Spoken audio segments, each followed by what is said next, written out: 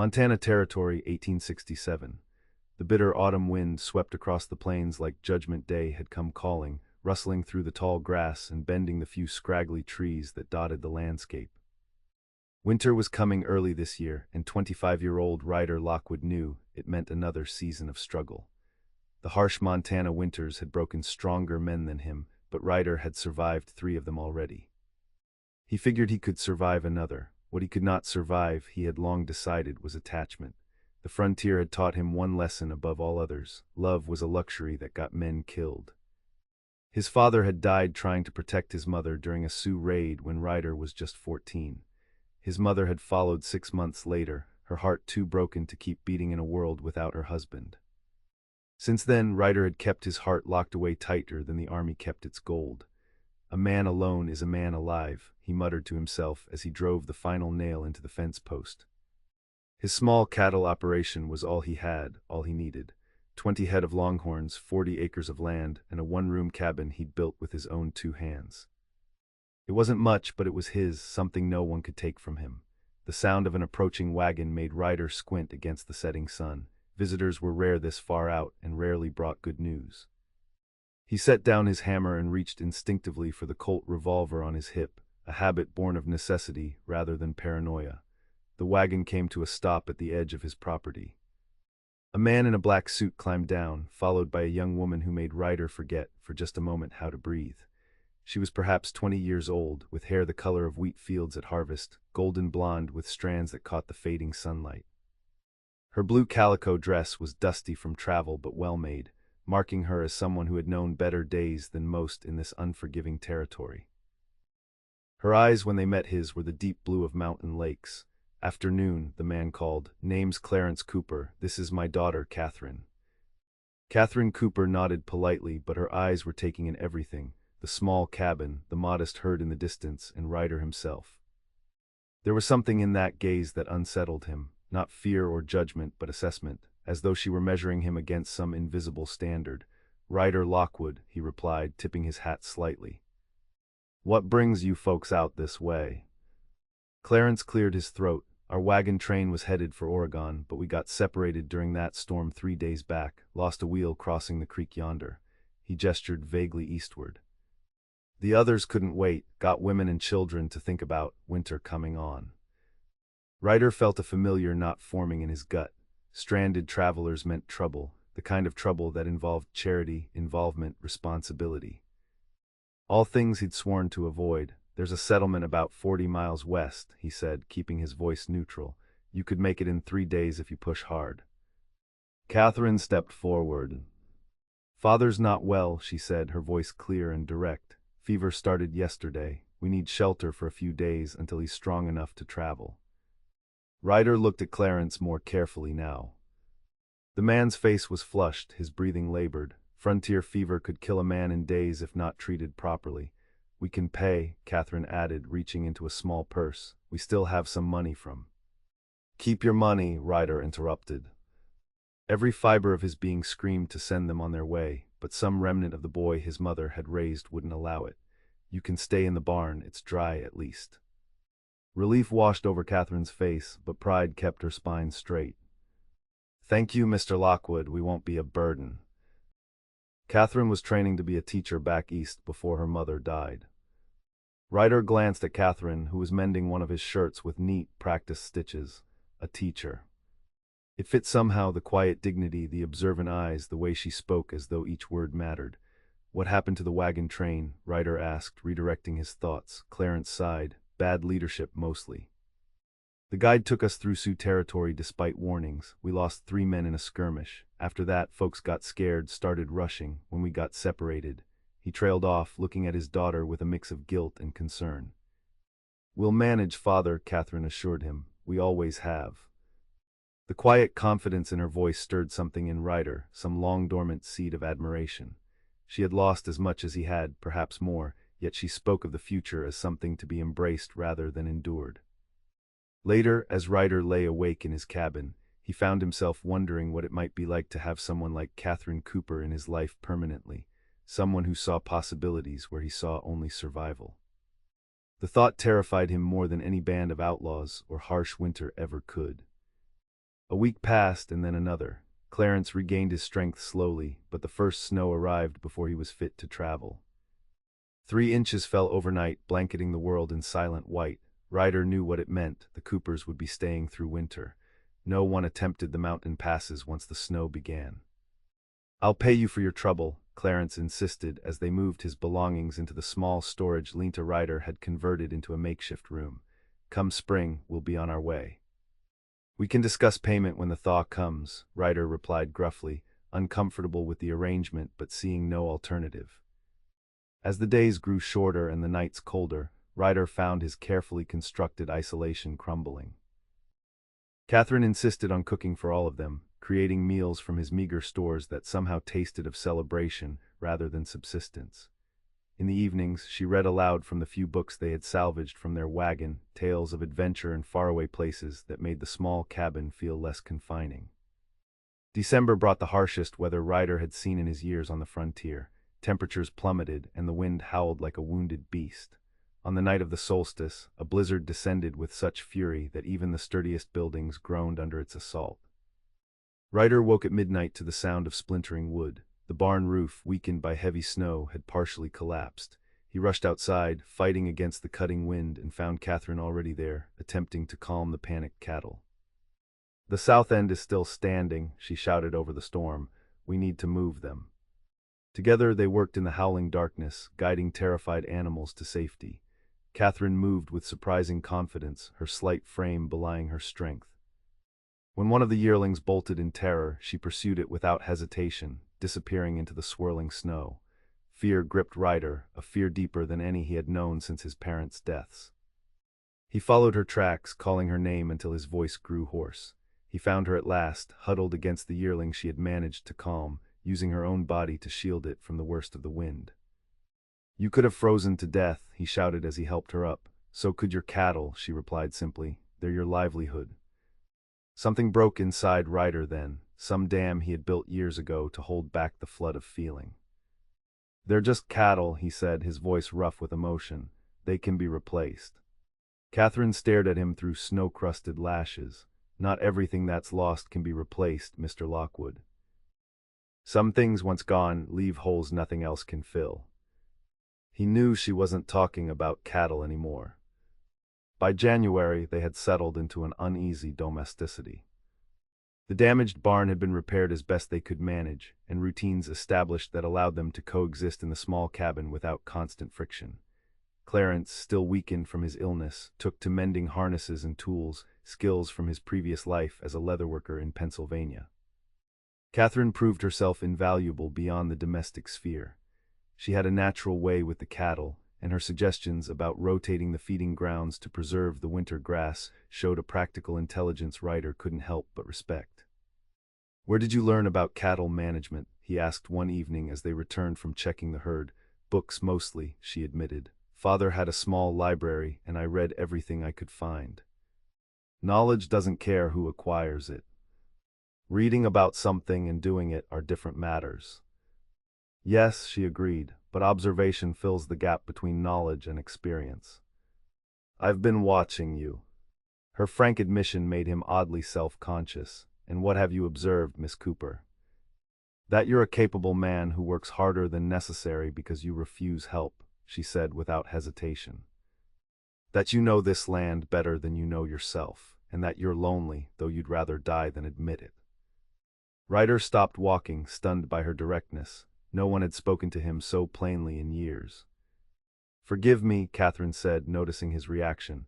"I speak too freely sometimes. Mother always said it would be my downfall." "No," Ryder said slowly. "No, there's nothing to forgive in honesty." That night a band of riders appeared at dusk, 5 men with hard eyes and well-used weapons. Their leader, a scarred man named Daniels, claimed to be looking for stray cattle, but Ryder recognized the lie for what it was. Cattle thieves had become common in the territory, preying on isolated ranches during winter when help was impossible to find. "We'll be moving on," Daniels said after Ryder offered them coffee but nothing more, "unless you've got reason for us to stay." The threat was thinly veiled. Ryder kept his hand near his gun. "None at all." "Safe travels." As the riders disappeared into the gathering darkness, Katherine approached, her face tight with concern. "They'll be back," she said quietly. Ryder nodded. "Yes, maybe tonight, maybe tomorrow. But they'll be back. What will you do?" "What I must." He turned to her, suddenly aware of how much he had come to value her presence. "You and your father should stay inside, no matter what you hear." Katherine's eyes flashed with determination. "I can shoot, Mr. Lockwood. Father taught me after Mother died." "This isn't your fight." "We're living under your protection," she countered. "That makes it our fight, too." The riders returned just before dawn, as Ryder had anticipated. What he hadn't expected was their approach. They fired the hay storage at the far end of his property as a distraction, then drove his cattle toward the creek where Confederates waited. Ryder was pinned down behind the water trough, exchanging fire with two of the thieves, when Katherine appeared at the cabin door with his old Spencer rifle. With calm precision, she fired at the men attempting to drive the cattle, dropping one from his horse and scattering the herd. The battle was brief but violent. When it ended, two of the thieves lay dead, and the others had fled, leaving most of the cattle behind. Ryder found Katherine by the corral, binding a bullet graze on her arm with a strip of cloth. "You're hurt," he said, reaching for her without thinking. "It's nothing," she replied, though her face was pale. "Did we save them all?" "They got away with 3 head, we saved the rest." Ryder gently took her arm, examining the wound. "This needs proper tending." Inside, as he cleaned her wound with whiskey and wrapped it with clean bandages, a heavy silence hung between them. Finally, Katherine spoke. "I've killed a man today," she said softly. Ryder paused in his ministrations. "You did what was necessary. He would have killed you without hesitation." "I know." Her eyes met his, troubled but not regretful. "What disturbs me is how little I hesitated. When I saw you in danger, nothing else mattered." The implication of her words settled over Ryder like a physical weight. He finished binding her arm, his fingers lingering perhaps longer than necessary. "Why would you risk yourself for me?" he asked, his voice barely above a whisper. "For the same reason you took us in despite your determination to remain alone," she answered.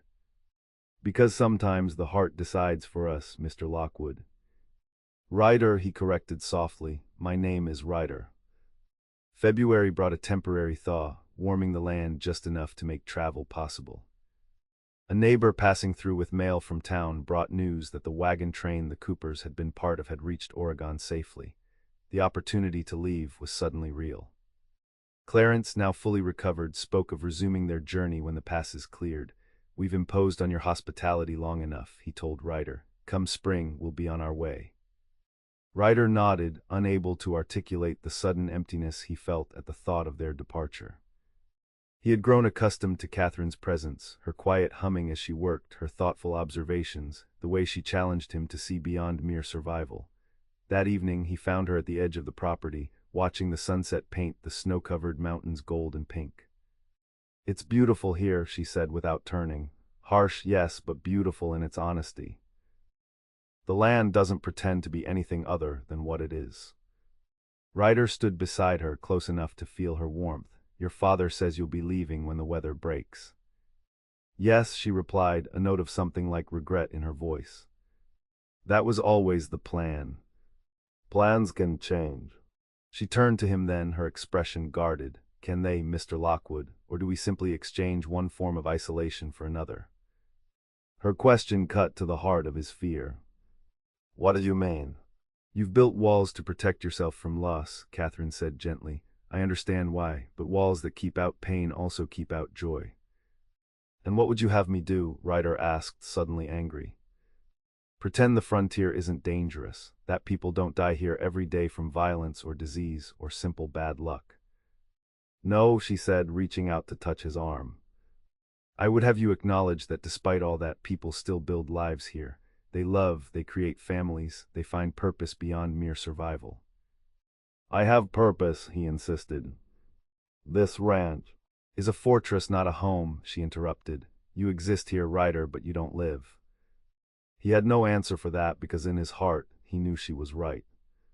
March arrived with unexpected news. A letter delivered by the circuit rider revealed that the school position in Oregon had been filled. The community, assuming the Coopers had perished when separated from the wagon train, had hired another teacher. A setback, nothing more, Clarence assured his daughter, though concern lined his face. We'll find another settlement in need of education.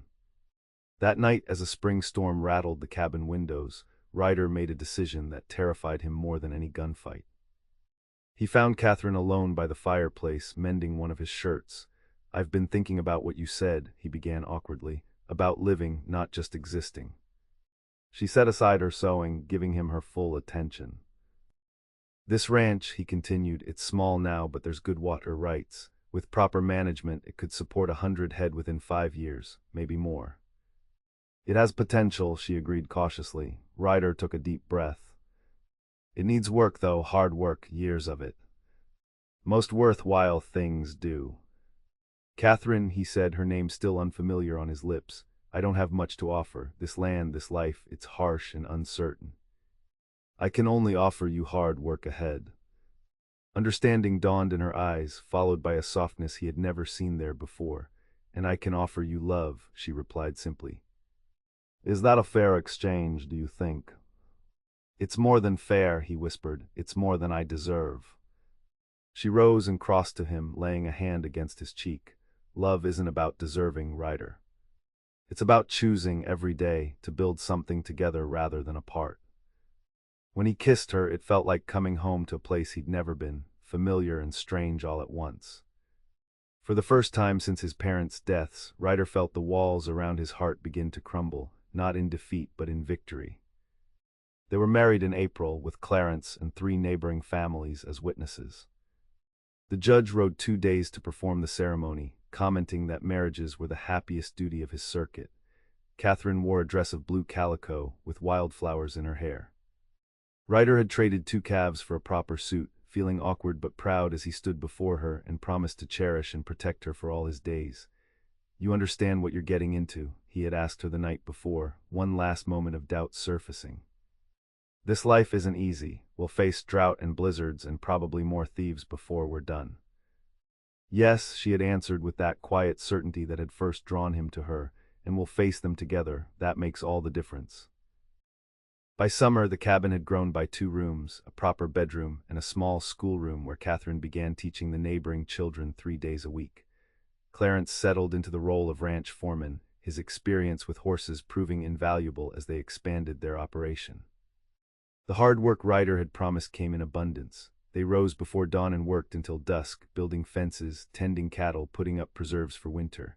But each night, as they sat together on the porch watching the sunset paint the mountains, Ryder marveled at how different exhaustion felt when shared with someone you loved. "Do you ever regret it?" he asked Katherine one evening as they watched a thunderstorm roll across the distant plains. "Staying here instead of continuing to Oregon?" She leaned against him, her head fitting perfectly against his shoulder. "How could I regret finding exactly where I was meant to be? This land may demand everything we have, but it gives back in its own way." "And us?" he asked, still sometimes wondering if this happiness could last. Katherine turned to face him, her eyes reflecting the lightning on the horizon. "We're like this land, Ryder, strong enough to endure the storms because we're rooted together." She took his hand and placed it over her stomach, where their first child was just beginning to show. "And now we're growing something new." As the thunder rolled across the Montana sky, Ryder Lockwood finally understood what his mother had tried to teach him long ago, that love wasn't a luxury or a weakness on the frontier. It was the very foundation that made survival meaningful. The hard work would continue. There would be droughts and blizzards, cattle thieves and illness. But there would also be laughter in the evenings, children's footsteps on the cabin floor, and the steady companionship of a woman who had seen his fortress and chosen to build a home instead. And that, Ryder decided as he pulled his wife closer, made all the difference in the world.